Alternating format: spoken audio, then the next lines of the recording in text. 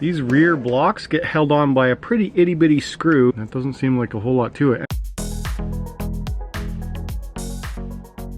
Alright, we're now into the G's and we've got quite a bit going on for choices of tuning and whatnot, but I am going to put in these kind of 0 blocks for roll center and pivot width to begin with. So I'm going to do that. Go into these parts, and these are the new TLR aluminum parts where you've got the black anodized and the chamfered edge.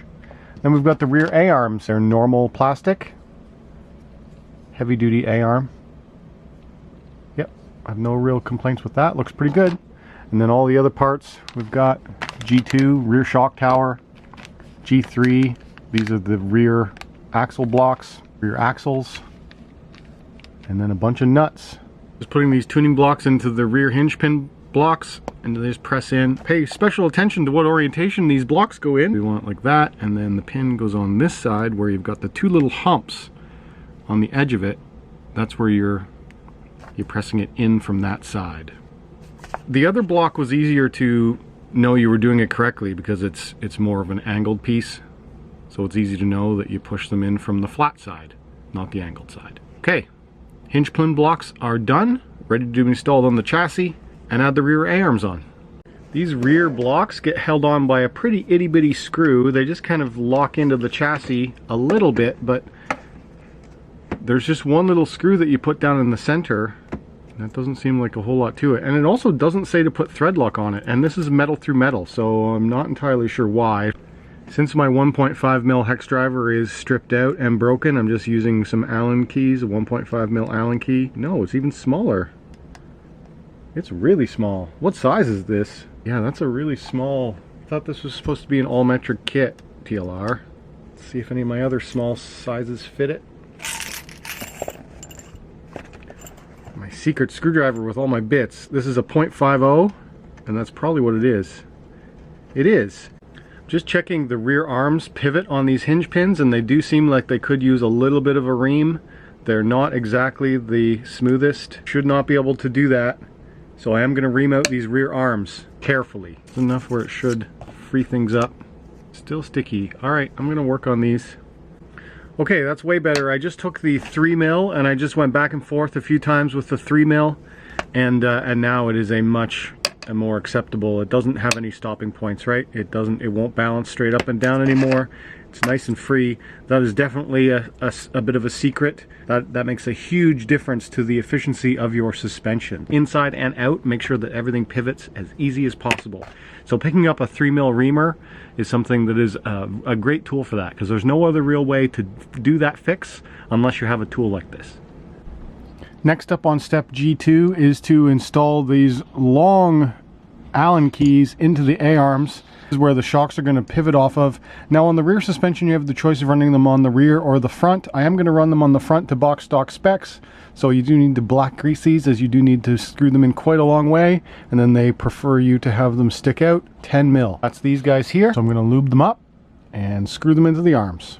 After you put the grub screws in, the next step of putting the rear arms on is add a little shim onto the back side of each hinge pin. Then you're installing the rear block into place. And I was talking to one of my friends who's actually a TLR fan, and he's had many TLR cars, and he said that this little itty bitty screw that goes into the center of these blocks is a bit of a legacy part from the 22 original, the 22 1.0, and it may not even really be necessary for this vehicle anymore, but it's there just for backwards compatibility of parts. It's not a big deal if it falls out. If it falls out, there's other things that hold these blocks into place later on. But I do want to mention that you do need a 050 sized screwdriver to screw this in. I don't have a 1.3mm, so if you don't, a 050 does seem to work, and it fits well enough that I thought it was the actual size for this. Okay, so that's it. Put this in, and then we're finished. Step G3. This is actually a bit of a squeeze here to get spread, I guess. In order to get these on here properly, you do have to spread them as you go, because this is what gives you the 3 degrees of toe out, or whatever it would end up being, likely 3 degrees. There you go, just kind of stuff it in there. So there's a lot of friction on that, kind of holding them out in that direction. You really got to make sure you press that in. That's a bit of a tight squeeze. So I'm pressing that in extra hard to make sure that this is going to be aligned, because I don't want to have a bunch of torque on this little screw, because there's not much screw there, and then the other screws will hold them in later. Now we move on to step G4, which is screwing the transmission assembly onto the chassis. So there's the screws I need for the transmission. These bag Gs is where things start to get a little bit disorganized. So this side all came out of one bag and this side came out of another. And these are two flathead 10 mils, and these 10 mils are needed with this over here. So there's 4 12 mils, 2 10 mils, and 2 8 mils. Is what you need for step G4, and those come out of different bags where they're telling you to pay close attention to the sizing of these screws. That's what the pay special attention is. Use black grease, put them in, and they're showing you here, make sure you put the 12 mil in the backs and the 10 mils forward. Make sure you put your screws in the right spots. So this is the transmission. It actually goes with the silver parts up. This keys into the blocks in the rear suspension, so you just put it down there. Everything aligns nicely. And now holding this upside down, laying it on itself, now we'll be able to put the screws in. Also going to do a bit of a cross hatch pattern, so I'm just going to put one of the 12 mils into the rear, just ever so slightly where it's starting to bite. So these 4 here are the 12 mil, these 2 are the 10 mil, and the 2 up front are the 8 mil. Now that I've got the transmission bolted on, I notice this arm is really kind of binding up. So that seems to have brought these blocks together enough where this side is acceptable. It's falling under gravity. This side is not. Something going on, so I'm going to back these off a bit and then try and figure out why is that one so stiff. That side's okay. This side, no way. Okay, I can actually see the problem. It's these blocks. See how this one, it's sticking out past the block a little bit. This one, it's not. This one's mostly flush, so this insert did not get pushed into this block all the way, and that's what's binding this up, because it's that 0.5 millimeter or 1 millimeter that it's sticking in towards this. It's binding with the arm. I need to figure out how to get this insert pushed into the block further, and then this should free up. Okay, this is much better. I mean, they're still a little stiff, but way better than they were. What I did there was I just took a flat edge screwdriver and I just kind of wedged in right along the edge, and I just kind of pressed the blocks back in, and that gave me the little bit of extra tolerance that I needed to free up the arms. After the transmission and rear arms are installed, we're on to step G5, which is rear shock tower. And then after that, it's installing the rear shock tower onto the rear transmission and then the rear wing mount.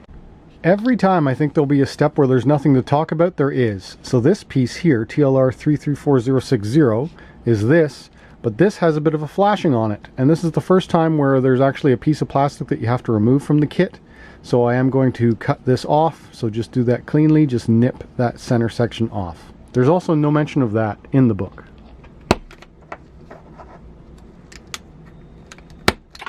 I'm just using a hobby knife, also known as an X-Acto knife, just kind of smooth off that little bit of molding that was on this piece. Done. Also on step G5, you're installing 4 10 mil button head screws, and at this point in the kit you've got all these button head screws open and available to you. So there'll be 5 12 mils. You don't want those, you want to use 4 of your 10 mils here. Also, I just want to show here before I bolt this on, these carbon shock towers are really nice. They have a little soft edge to them, so I'm not sure if I'm going to CA seal them. It would probably make them even stronger, but I don't think they're going to fray because they have a tapered edge, which is really nice. And yeah, it's just really high quality. Time to install the rear shock tower onto the transmission. Just take a note here of how many screws it will take to get inside of this ball diff if I want to. So after I install this, which sits down here nicely onto these posts, metallic posts in the transmission, 4 screws up top, and on the bottom you've got 6 screws. So it's going to be around 10 or 12 screws to get this off. So after you would unremove the sides of the shocks, then it's 4 screws to get the top off. Then you would flip it over, you would take out these 6, and then I think that's why they put a hinge on here, so that you could then pivot the whole transmission up and then split it and get at it.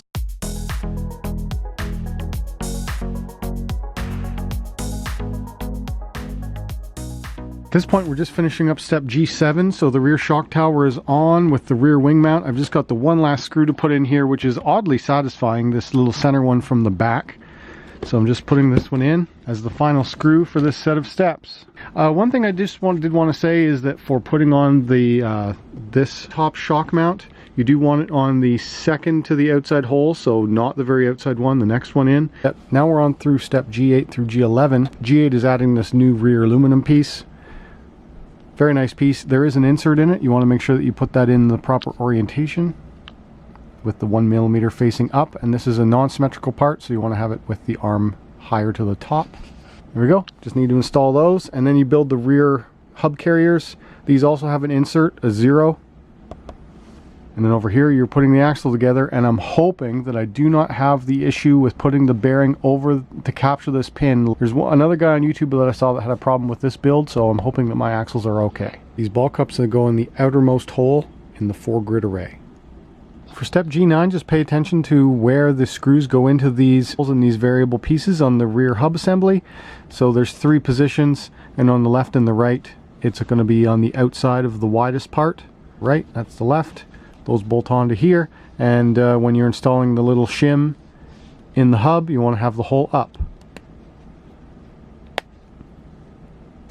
Then it gives you alternate views here, completed as well as just a verify step there. Okay, this is how you want them to be for your left and your right. This one's left, this one's right. Now we build the axle. Getting this axle assembled is proving to be challenging because you have to get this little sleeve into the axle, keep it aligned in the little slit where it's open while holding this over it and putting the pin in. And on here, there's every hole is a different position, and they want you in hole number 2 from the outside. Okay, I found the easiest way to do it was to get it partially aligned, and then you'd shove the pin down in through with a big needle nose. It kind of feels like it's marring things up a bit, but it's not. Anyway, you got to make sure that that pin goes through all the way flush, because the bearing rides over top of this. The bearing is what captures the pin, and I'm not sure I like that design very much. It's going to make changing the bearings and maintaining this a little bit of a pain. But anyway, it certainly does make it secure, but you just have to make sure that you've got everything perfectly symmetrical before you try and jam that bearing over it. And even when you do, it's pretty tight. So still got to get this one down more. I don't know, it seems like the same problem that other guy was having, where the pin is slightly too long. There we go, I got it flushed in there now. Okay, so now the bearing should be able to fit on over top, but even then it's still pretty darn tight. Earlier I couldn't really press it on until I used the back side of this. Now once you are starting to align it, make dang sure that it's the correct orientation, because it's going to be really hard to get that axle out of there after.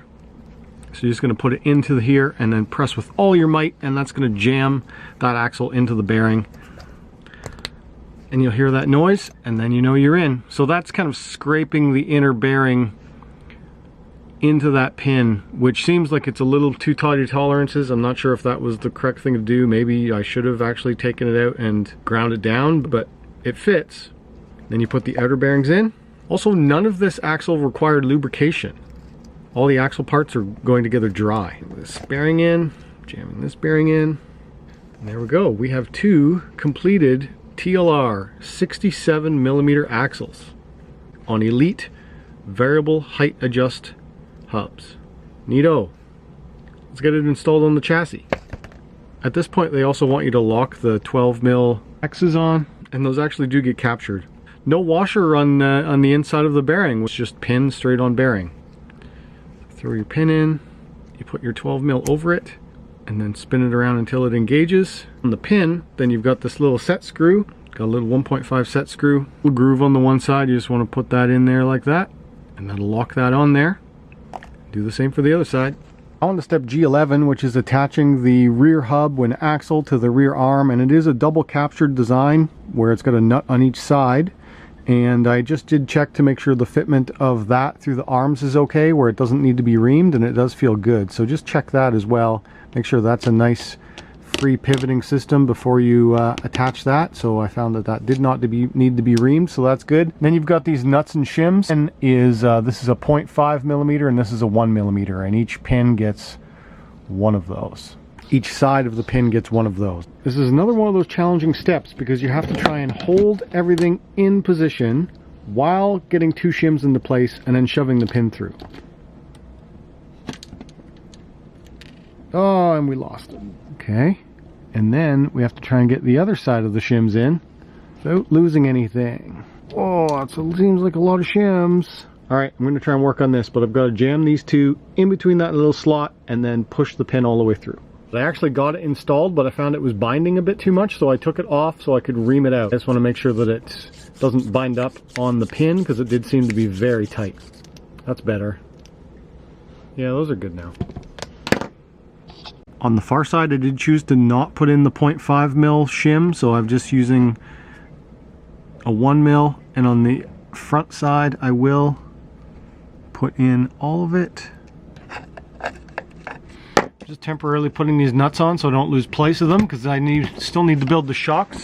But at this point, the axles are done and they are installed. Now for these rear assemblies where you've got your pin going through the rear hub, I did not install two 0.5 millimeter shims, a 0.5 millimeter on each side. I did not install. It was way too tight. So I've left it so that it actually does pivot on its own. Otherwise, the whole thing would be very tight and it would stay at its angle when you raised it. Now it actually pivots the way it should. Now it's nice and easy to move. Now, before it was very hard. And yeah, last thing to do is just pop on the ball cups. Make sure that you keep your orientation correct with the line on the left hand side toward the left. Pop those ball cups on with some needle nose pliers, and then I think that's a natural stopping point because I still have to build these shocks. And then the next stop is putting on the shocks, and then it's just putting in electronics, the servo, and the wheels. Pretty awesome. We're going to end this one here. If you like this video, hit that like button. If you're new around here, subscribe. If you want to talk to me, leave a comment down below. And as always, thanks for watching. Next video will be the TLR 22 5.0 Elite shock build, and then we'll be on to final assembly and electronics.